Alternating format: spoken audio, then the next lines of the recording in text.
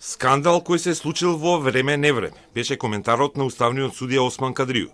Председателот на судот Дарко Костадиновски беше поблак и одлуката на управниот суд, со која беше поништен собранискиот избор на уставната судијка Елизавета Дуковска поради непочитување на процедурите за избор во судскиот совет, ја нарече правен преседан со големи правни импликации и предизвик за науката.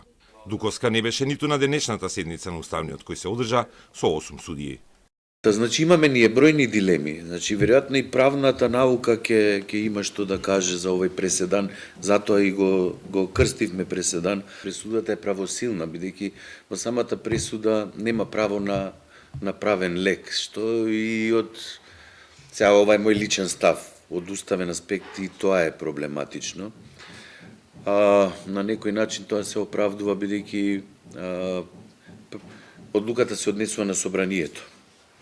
Поништена е одлука на собрание, не е на судија. За овој скандал што настанал, вина треба да се бара помеѓу судскиот совет, што направи такви пропусти на кои се повикува управното судство, ако има такви пропусти во транспарентноста и процедурата, а управното судство зошто не решавал веднаш овие предмети, овие поставки и по законот се од хитна природа.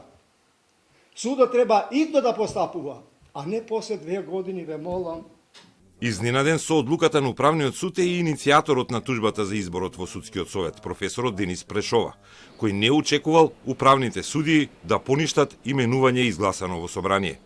Но на крај потенцира дека сепак тоа се случило, иако како и уставните судии има дилеми кои ги нарече екстерни фактори. Искуството ни укажува дека за жал вакви преседани не се случуваат без влијание на некој екстерен фактор. Токму поради ова треба будно да се следи понатамошната пракса на управното судство и редовно да се подсетува на донесената пресуда, бидејќи верувам дека ќе има наплив на слични предмети во иднина, со оглед на постапувањето на собранието и другите институции во последниот период. Единствено доколку преседанот се преточи во пракса, тогаш ќе можеме да бидеме сигурни дека оваа пракса не е резултат на некаков политички или друг вид на притисок и дека зад неа стои автентично уверување во нејзината исправност и желбата за правда. И додека сите има дилеми раскажани со различни зборови, Уставниот суд тврди дека одлуките во чие донесување гласала и Дуковска се конечни според дефинициите на уставното право. Правната наука треба да најде решение за преседанот, се надева Костадиновски, кој што на прашањето на Телма дали сега може да се оспори изборот на сите преостанати судии, побара рационалност. Се надевам дека не постојат такви неразумни, нерационални размислувања. Само можам да се надевам. Дилемите траат, а разрешувањето на Дуковска веќе предизвика одложување на расправата за законот за јазици и прашање кој ќе ги надополни платите кои Дуковска ги добила како уставен судија по предлог на судскиот совет и со избор во собранието.